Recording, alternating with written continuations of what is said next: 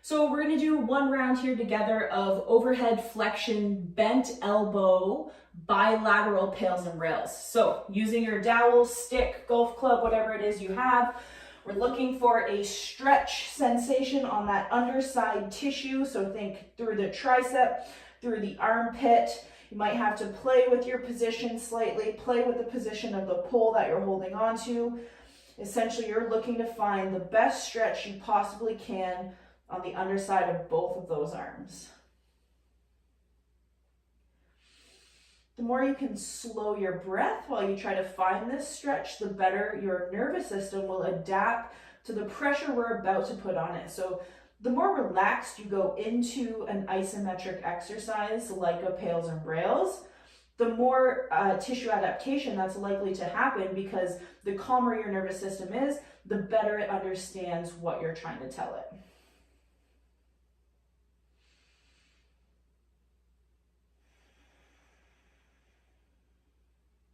Try to make sure your stretch stays consistent the entire time. You're not coming in and out of it. You're not moving around too much. Essentially, once you've found that best version of a stretch for you in that position, the goal is just stillness. Try and hold that stretch as consistently as you can before the pails and rails start.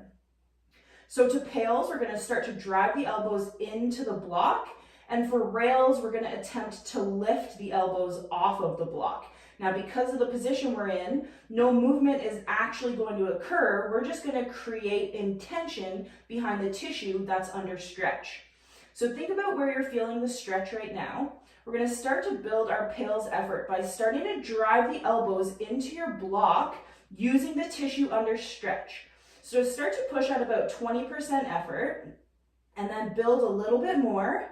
Try to find 40% effort. Try to find 50% effort. Remember that tissue under stretch is working. Find the armpit, find the lat, start to push through the triceps, and see where you can find your greatest, safest effort. So I want you to push into that block as hard as you can. Steady, consistent push. Try not to let the pressure go. Maintain it for another 5, 4, 3, 2, 1. Now rails. Try to lift those elbows up off the block. Essentially, all that means here is fall deeper into your stretch. So we can't actually make our elbows lift up here without falling over. So the goal is to sink deeper into the stretch, find a deeper sensation through all of that tissue that was just working through the pails, and see if you can stretch a little farther into the position. Keep trying to stretch. Make it as active as you can.